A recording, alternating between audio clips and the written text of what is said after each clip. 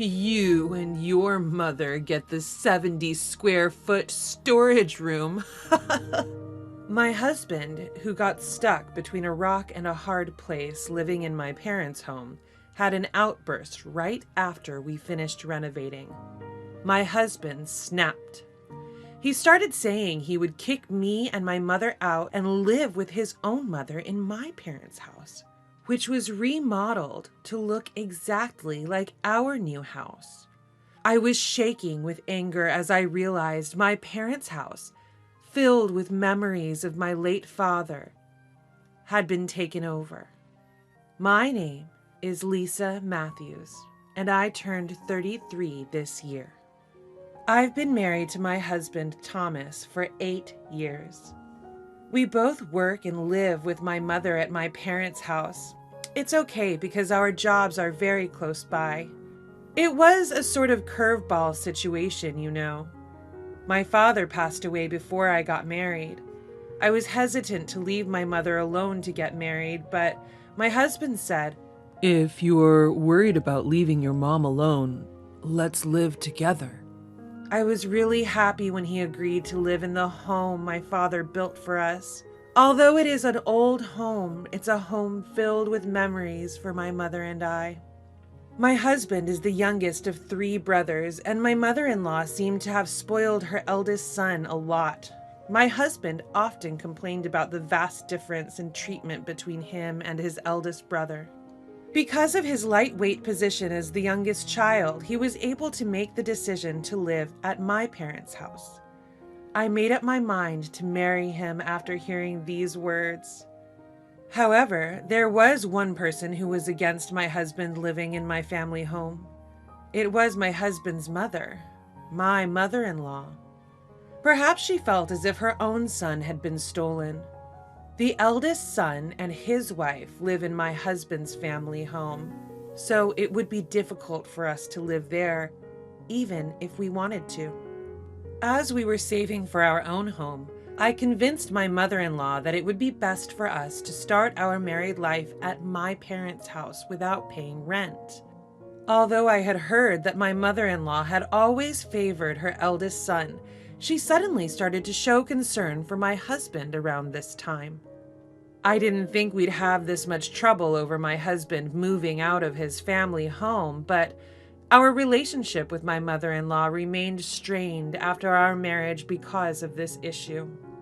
Lately, my husband has become very concerned about his mother. It might be because she suddenly started to treat him with affection after our engagement was decided. Maybe he's happy to get attention from his mother, but my husband has started to prioritize her over everything. Above all, he also starts to get furious if I don't think of my mother-in-law first. I've never neglected my mother-in-law, and I've been trying to be nice to her. However, according to my husband, I am treating my own biological mother better than my mother-in-law. Of course, we don't talk about such things in front of my mother. When we were alone together, it had become a habit for him to whine and complain. Because my husband keeps telling me to pay more attention to my mother-in-law, I try to visit her house frequently. Even though I always bring her favorite gifts and make sure to let her know before I go, she is often not at home. I could feel that she was obviously avoiding me, but I had no choice but to go because I knew that if I didn't, my mother-in-law would complain to my husband that I never visit or bring her anything. Every time my sister-in-law, the wife of the oldest brother, apologizes and hands over the gifts to my mother-in-law. She also seemed to be receiving a lot of criticism from our mother-in-law, and she said, "It's tough on both of us. We're the same age and we get along really well." I thought that my mother-in-law's attitude would soften as the years went by, even though things had been strained at first as newlyweds. But I was very wrong. Even after 8 years of marriage, her attitude has not changed at all. A lot has changed over the 8 years since we got married. My father-in-law passed away, and twins were born to the eldest son and his wife. There have been various changes in our family. The house of my in-laws is particularly lively now. The eldest son and his wife have many children, and with the recent birth of the twins, they now have 5 children. Moreover, all of them were boys.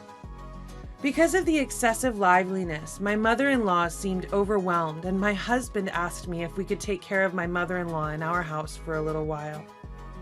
Actually, my brother-in-law told my husband that his wife was having a hard time, and he wanted their mother to do some housework. But my brother-in-law's wife told me that our mother-in-law didn't want to do any of it, and could she stay at our house instead? Although we had an extra room, the house was terribly old. I proposed to my husband that if my mother-in-law was going to live with us temporarily, we might need to renovate the house. My husband seemed to think I would object to keeping my mother-in-law, and he looked surprised at my reaction. I wasn't really keen on the idea myself, but I agreed in hopes that my brother-in-law's wife would have a break. My husband works for a construction company, and renovations are his expertise.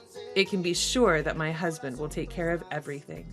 I'll leave it to you because you're the expert. I said so and decided to renovate this house. My mother is getting old, so it was a good opportunity to consider making the house accessible by removing the steps and installing the handrails. During the renovation, my mother and I stayed at my sister's house, and my husband stayed temporarily in a weekly rental apartment with my mother-in-law. But the incident happened on the day when the renovation was completed. Up to this point, I had believed that the house was being transformed into a comfortable home.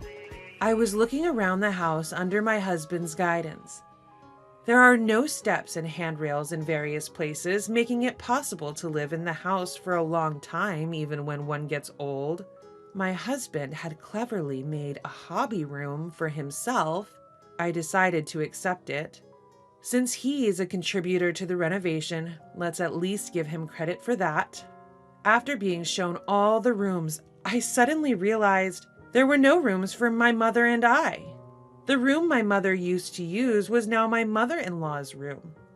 Where's Mom's room? You haven't shown it to me yet. I didn't care about my own room, but it was strange that there was no room for my mother. I just showed you, my husband said, laughing. I had a bad feeling about this. Huh? You haven't shown me yet. You and your mom get the 70 square foot storage room, my husband replied. I couldn't believe my ears. Indeed, I was shown the 70 square foot storage room earlier. It was the place in the house that received the least sunlight. A dark storage room with only a small window. Are you joking? Don't say stupid things, I retorted. My mother-in-law intervened between my husband and I. It's been 8 years since you became my daughter-in-law, but you still haven't learned how to behave as a wife. You're not qualified to be a wife if you're going to bite back at your husband. This house was beautifully rebuilt by Thomas. If you don't like that room, why don't you get a divorce and leave? She spat out. The word divorce suddenly flashed in front of me, and I lost my patience, my blood rushing to my head. Thinking that I wouldn't dare to divorce, my husband was laughing. At that moment, all the affection built up over 8 years of marriage flew away. I see. This was your plan from the beginning.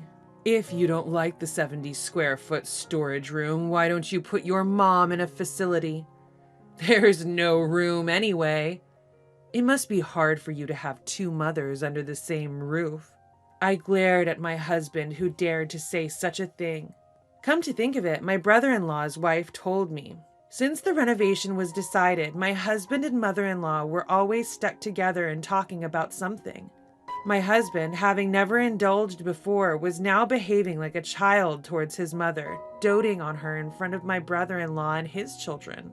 Ever since the renovation was decided, my mother-in-law was thrilled to have a new house and a quiet environment, and my husband was eagerly waiting to live with his beloved mother. Seeing the 2 of them attached at the hip and grinning, I started to feel sick. I took my stunned mother's arm and, making loud footsteps, walked out the front door. I deliberately stomped on the hallway as I walked, thinking at least it might do some damage. My mother followed me, bewildered, as we left our family home. The triumphant laughter of my husband and mother-in-law echoed from behind us. I couldn't forgive my husband's betrayal after living together as a couple for 8 years. All I could think about was getting revenge. When we finally returned to my sister's house, we were so overwhelmed we just collapsed. It was all too much to even put into words. My mother was still in shock. "Do you think they've taken over our house?" she muttered after taking a sip of the tea my sister had made. Her words were like a punch in the gut. This was the result of me agreeing to the renovation my husband suggested and leaving everything to him. "We have to reclaim our house, our home, filled with so many memories. The house that Dad built for us," she whispered. I squeezed her hand tightly. Half measures were not enough for me. "We can't just sit back and do nothing. We're going to fight this head on." My mother looked up at me. "What are we going to do?" "I have a plan." I revealed my plan to my mother.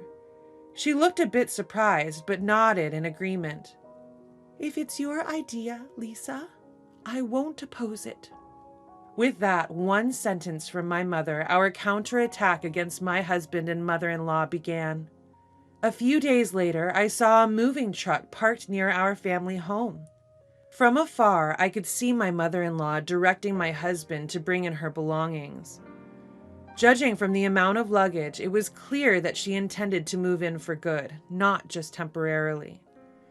My mother-in-law didn't lift a finger, just gave instructions to my husband. He happily helped her with the move. Seeing his face made my anger towards them grow even more. After checking the situation at my family home, I visited our lawyer with a real estate agent. I thought it was the only way to counter my husband's betrayal. I explained to the lawyer everything that had happened after the renovation and how my husband and mother-in-law had taken over our house. At first, he was shocked. But after hearing about my husband's terrible behavior, he shared our anger. And so we were able to secure the full cooperation of both the lawyer and the real estate agent. A week after my husband and mother-in-law had taken over my family home, I visited again. When I rang the doorbell, my cheerful mother-in-law appeared. "Hello, who's there?" "Oh, it's you." Her face soured as soon as she saw me. "I have something important to discuss today. I'm coming in." "Oh, I'm sorry. You're acting as if you were the owner of this house. It's easy to forget that it's actually my house," I said sarcastically and walked straight into the house. The house, having been renovated and filled with new furniture and appliances, was no longer the family home I remembered. It felt as if my childhood memories had been completely wiped away. My husband was relaxing in the living room at the back. Like my mother-in-law, he looked displeased at the sight of me and said, "What's up with you barging into people's houses like that?" "You. Long time no see. I have something important to discuss today." I had my lawyer present as well, and I faced my husband across the table. "What's up? You decided to live in a tiny studio apartment? Got a mover for just one guy? Not much stuff you can fit in a studio apartment, huh?" He mocked. I was pissed off at my husband's attitude, but I had decided to remain calm today. No matter what, I was bound to win this. There was no need to rush anything. Before jumping to conclusions, there's something I want to ask you. Why had he renovated my family home into such a state and driven us out? I wanted to confirm his true intentions. I thought we had been living as a happily married couple with no major disputes since our marriage. I was sure his relationship with my mother was also good. I don't understand why my husband's attitude changed so drastically. Even if he was instigated by my mother-in-law, what he did was too bold. At my question, my husband let out a big sigh as if it were troublesome. Then he showed a sneering smile again. "I got tired of it all. Living like a dutiful husband, being considerate to you and your mother. I've been patient for a long time. I want to live with my mother. I don't need anything else. I was taken aback at my husband, who half shouted. I was speechless at the realization that he was just a mama's boy. Unable to say anything, I listened to my husband start to spill all the frustrations he had been holding back. He was frustrated that he couldn't live with his mother and embarrassed that as a man he was living in his wife's house. It felt like I had been deceived. He endured it all on his own, got angry on his own, and even plotted to take over my family home. I began to suspect he might be a psychopath. If you have that much dissatisfaction, you should have just told me. How can I possibly express dissatisfaction? I'm a man. You should understand. Even his final assertion was utterly ridiculous.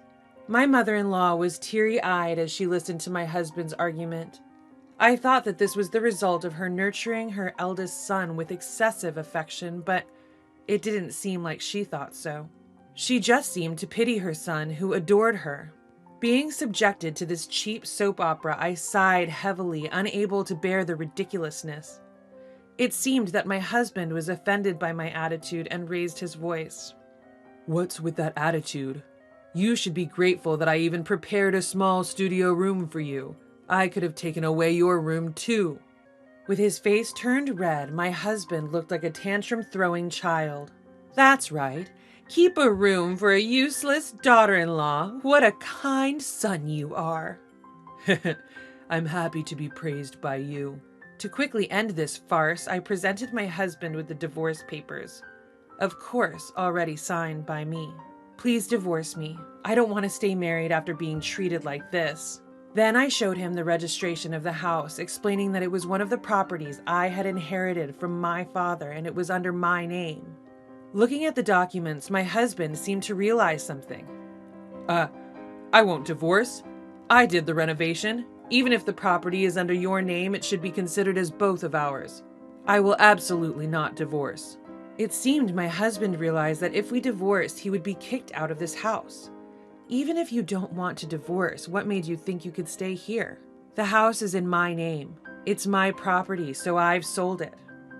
I spread out another document before my husband, a sales contract for the land and house. Both he and my mother-in-law leaned in to check the names and dates on the paper. Since this house is already sold, you'll need to move out promptly. We have potential buyers, so you should leave by today or tomorrow. With a smile, I told the two of them. Their faces turned pale. Whether you divorce or not, you cannot live in this house. I don't want to see your faces anymore. So I want you to divorce. Hold on. Why? Wasn't this your house? My mother-in-law had mistakenly thought that the house belonged to my husband. He probably hadn't expected me to take such drastic measures. He seemed to have assumed that I would accept some kind of compromise and forgive him. But I'm not that naive, and my love for my husband has cooled. I don't have a shred of mercy left. Please discuss the details with my lawyer. Don't come directly to me. If we are kicked out of this house, where will we? Yeah, we thought we finally found a place where we could peacefully spend our retirement, and a maid.